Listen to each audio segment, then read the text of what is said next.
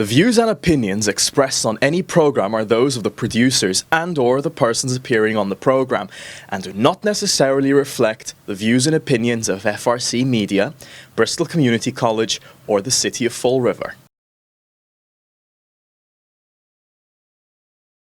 Thank you for joining us today. I'm Keith Tebow on FRC Media. The Massachusetts State Primary is actually weeks away on September 3rd. There'll be a Democratic and a Republican primary. And what we like to do here at FRC Media is try to speak to as many candidates as possible. When it comes to the primary, candidates who primarily have contested races. There are many candidates for both the Republican and Democratic primaries that are running unopposed. We'll probably talk to those before the November election. But here locally in Bristol County and in Fall River is only one race that is actually contested in the state primary that will, in all intents and purposes, decide the race. And that is the race for Register of Deeds. And we'll be talking to one of the candidates today. Pleased to be joined by the current Register of Deeds, Bernard McDonald. Can I call you BJ? Absolutely, Keith. Thank you for joining me. I appreciate it. Well, thanks for having me on. You know, people may not know much. We'll talk about the office in a minute, but talk about BJ McDonald. Give us a little bit about your background and how you got to be Register of Deeds some 30 years ago now. Yeah, it's been a long time. Time surely goes quick, right? Anyway, I started out as a salesperson in the real estate industry. I did some appraisal work for a few years. And in that role, I used to go to the assessor's office in Fall River and various assessor's office throughout the area. So during the time I'd go to the assessor's office, I got to know Al Mercia, Bill Praisner, Charlie O'Hearn. They were the assessors at the time. There was a job opening, and I was approached to see if I'd be interested in working as an assessor.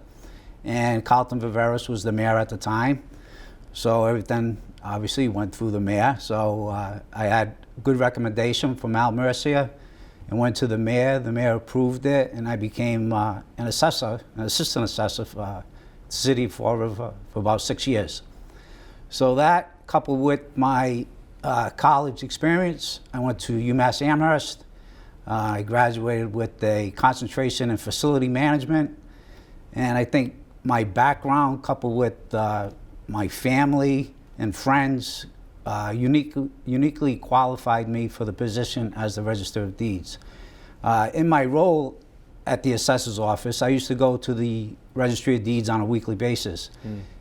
At that time, many years ago, we had to collect the deeds, see who transferred property. I'd bring those deeds back to the registry, would make the proper changes to the ownership. I'd also get the maps that were recorded at the registry to see what the subdivisions were. We'd do the subdivisions in the assessor's office, draw new lot lines for the new owners. So all that, like you say, coupled with my friends and family, like you said, uniquely qualified me to run for the Register of Deeds back in 1994. Yeah, and back then, I was just looking at the results from that election. There were quite a few names on that ballot that year. There was a Democratic primary, a Republican primary, I believe. Yes. And there were some unenrolled candidates as well that year, right? Yeah, looking back on it, was quite the election. There were many, many people who ran, very successful local people, attorneys, real estate agents, business people, city councilors, just to name a few. Everybody very well qualified. You know, also from the towns of Swansea, there were people who ran, Somerset people ran. But I think at the end of the day, I think my qualifications, plus the fact that I was going to do it full time, I think is what put me over the top at the end. Yeah. Talk about the registry. It's located on North Main Street. It's actually adjacent. I think it's still even attached to the what's now the Children's Museum. It used to be the courthouse. You know, talk about what is the registry, what it does. The Registry of Deeds is a warehouse of all records pertaining to land. And Bristol County is broken up into 3 districts. We have the Fall River District, Bristol South, which is New Bedford, and Bristol North, which is Taunton. So Fall River, which I've taken care of since 1995 for the last 30 years, encompasses the city of Fall River, the towns of Swansea, Somerset, and Freetown. And anything that pertains to land as far as your deed, your mortgage, discharges of mortgages, just to name a few, there's over probably 40 different types of documents that are related to land that gets recorded at the Registry of Deeds. Then, like I said earlier, there's also plans that get recorded for subdivisions. There are plans that get recorded for people who are putting docks on their property. So various documents pertaining to land get recorded at the Registry of Deeds. Now, is there current and historical information? Like, let's say the space we're at here now, we're at Bristol Community College, Ellsbury Street. Don't think there was any buildings here before, but I mean, is there historical documents as well related to an address in terms of the history of the owner, the history of what may have happened with those addresses and land across, say, Fall River? Again, the registries are warehouses of documents, and they are all historical records that date back into the 1800s. So you search a document from the current owner, and you follow it all the way back until the 1800s. That's as far back as we go. So yes, it's a history of historical records of your property, and we go by names, the people who own the property. So you sell the property, someone buys the property, we need to know who those people are, where the person who's buying it lives. We need a description of the property and how much that you're purchasing it for. Mm-hmm. Now, it's not just, looking, I was on the website earlier at the registry, and there's a lot more information than just the keeper of the records, right? I know that your office has been involved in the past with also alerting people about some advantages they may can take advantage of, homestead being one of them. So there's that information arm as well, is that correct? Yeah, we have many documents available online. So you have your homestead form is online. You can download, fill out, and bring to the registry. We have notaries at the registry, so there's no fee to get it notarized. We have other types of searches you can go to if you're in distress for, say you're into a foreclosure. There are other agencies out there that do that. We don't do that at the Registry of Deeds. I'm not a lawyer. My staff aren't lawyers.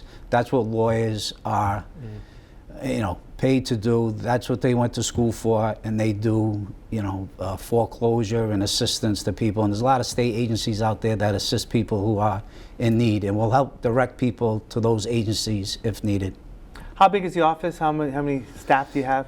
Well, right now we have about 8 people, including myself, and being there full-time has allowed me to see what goes on a day-to-day basis, what type of help we need, when we need it. So through the years, there were more staff. We had more staff, but people retired, and technology has made improvements as far as the amount of people that we need. So I haven't had to fill a couple positions over the years, and we're operating on with enough people right now to satisfy what we need to do. People who may be listening to this that you hope to earn their vote. What are some of the accomplishments over the 30 years you've been in office that you'd like to spotlight so people can consider where they go to the polls in September? Well, over 30 years, Keith, there's been a lot to spotlight. We used to bring in a document by foot or by mail at the counter. People would come in and record it. Now we have electronic recording, so the attorney can record a document from their office or anywhere they are at to any registry in the Commonwealth. There's 21 registries in the Commonwealth. You can do that anywhere. That saves valuable time and money, not only for the attorney, but also for the person who's buying or selling a house. I have a fraud alert system that's in place that is free of charge. You just have to sign up for it, put your email in, and if anything comes up with your name on it, they will alert you. I've put in all the records from book 1 to present book now. So you can, any image that we have is available online. But our indexes go back to 1947 to the present. So if you put someone's name in from 1947, they put your name in, Thibault, from 1947 to the present, anything that you've done will show up. But prior to 47, you need to know what the booking page is to pull up a deed or a mortgage or so forth. And we had the indexes in-house to find those, but we're continually working to put those indexes to match your name with the property as we go forward. Yeah, I mean, one of the things we talked about earlier was, government in some ways was interrupted by COVID a few years ago. Your office remained open, right? There was no remote work because people still needed to file deeds. I mean, the work of your office had to continue, correct?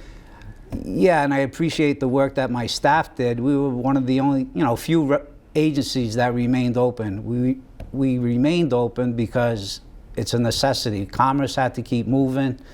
Banks had to do business. People wanted to close on their houses, and we kept it going. There might have been 1 or 2 days we were closed, but for the most part, we remained open. Our staff did a great job coming in, doing split shifts, had some people work at home, and it's, feather in the cap to my staff and, also to my administration and myself for keeping that open. You talked about your background in terms of real estate and working in the assessor's office here in Fall River. And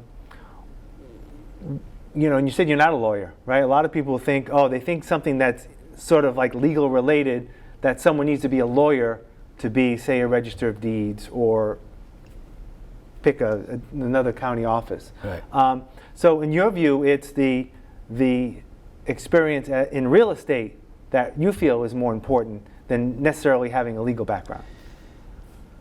Legal background doesn't hurt. There are some registers who are lawyers, but we have a registry association with 21 registries, registers and assistant registers, and we meet periodically, like a couple times a month, and we do a lot of things. We talk about what's going on in each registry, what people are looking for, what documents can get recorded, what shouldn't get recorded, what are the requirements to record certain documents. And we have a standardization committee, and they put together deeds indexing standards for the whole state. So if you're in one registry doing something, that should apply to another registry when you want to do it. So everything is in that document of the deed indexing standards. So you don't need to be a lawyer to be able to read the standards and be involved with the state. I'm a past president of the Mass Registers and Assistant Registers Association, so I go to the meetings. They know me, I know them. So I have a good working relationship, not only with the registers, but also with the Secretary of State, William Galvin, and his office. Yeah. Let's talk about the race a little bit here. With a few weeks to go, being that there's no Republican running in the race, the winner of this primaries, the presumptive winner, right? In many ways. It's been a while since you've had a challenge. It's been 30 years since that 1994 race.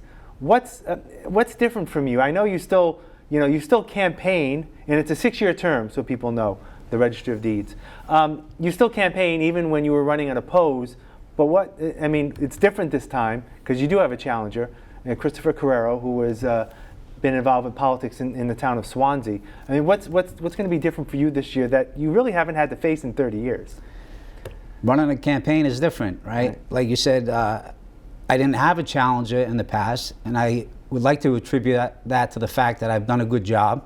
There hasn't been any issues over the 30 years that I've been there. I'm there every day when, obviously I take vacations and whatever, but basically I'm a full-time employee for the people who voted me in, and I take that, respectfully, and I enjoy doing it. I think the people of the district really should think about who they want to elect. Someone who's been there full-time, all the time, and taking care of business, or my opponent who is a lawyer, has his own real estate business, and is involved in other things. The job pays a full-time salary, full-time benefits, and again, I think I know I've been doing the job that I was elected to do, and I will continue to do that when elected September 3rd. So let me just ask you, how are you approaching people about the race? I mean, I'm sure, you maybe going door to door in the 4 communities, but again, a lot of people may not know what the registry does and what the Register of Deeds does. So is it a lot of that background information that you have to instead of just saying, hey, this issue is, better schools. It's kind of very niche. No, you're position. right. And most of the people I see now, my supporters, are like, you have to run again? I thought that was it. Once you're in for retirement. I said, well, that's the way it's been, but now I do have a challenger. So right now it's making people aware that there is a race and that I need them to go out and vote on September 3rd to hopefully continue to support me. So yes, there's no real issues as far as, I'm not taking votes one way or the other on, increasing the police or the firemen's pay or the teachers' pay, or, what do I feel about funding the school systems. What we do is the registers manage the facility, manage people, and we keep the record safe, accessible, and we do it with a lot of visibility. So that's what I would like to continue to do. Yeah. Let me ask you, if are there any initiatives when you talk to voters about, hey, we've done all this, modernization online and the filings making it easier. Is there anything you hope to accomplish over the next 6 years when people say, all well and good, but if you want my vote, what are you going to be doing next term? Right, I appreciate that. I'd like to continue with what we're doing because we're not done doing what we started, but there is still new technology out there, and maybe not new, but the mobile app is one of the applications that I don't have. We did have it. It was called Super Search, and we had it for a while, but it didn't work the way it was supposed to work, and the company stopped supporting the software that was running it. So yes, I'm in the process of looking for a new provider for the mobile app so they can get the information more quickly on the mobile phone. That's one thing. That's probably the most pressing item, I guess, right now. But with every new technology we look at, and if it enhances our operation and if it better serves the people who are using the registry, we will use it. Yeah. Let me ask you final question. If people have any information, looking for information about the campaign, where can they get some information about your candidacy? Well, they can look on our Facebook page, or they can email me at bmcd505@yahoo.com. Basically, that's it. People have my cell phone number, or my daughter Kate, my son BJ, my wife Michelle. Any one of us you can contact, and we'll be sure to get you involved any way you want, because we're always looking for help. So come and join the fun. Yeah. Let me just ask you finally, in terms of the position, a lot of other county positions cover the entire county. This one, only 4 communities. Obviously, it makes it a little easier for you to campaign, right? You don't have to go to New Bedford and Attleboro and Taunton, like county commissioner runs countywide. Yes, it's definitely a lot nicer. I don't have to wear out as many shoes as those folks, but I don't know how it was historically drawn up that way or why it was drawn up that way, but Bristol County, like I mentioned earlier, is divided into 3 districts for the Registry of Deeds. Fortunate enough to serve 4 of us, and I hope to continue doing that. All right, Bernard McDonald, seeking re-election for the Register of Deeds. Thank you for joining me. I appreciate it, and good luck. Thank you. Appreciate it. Thank you. And thank you for joining us here on FRC Media. I'm Keith Tebow. Please make a point to vote on primary day, September 3rd.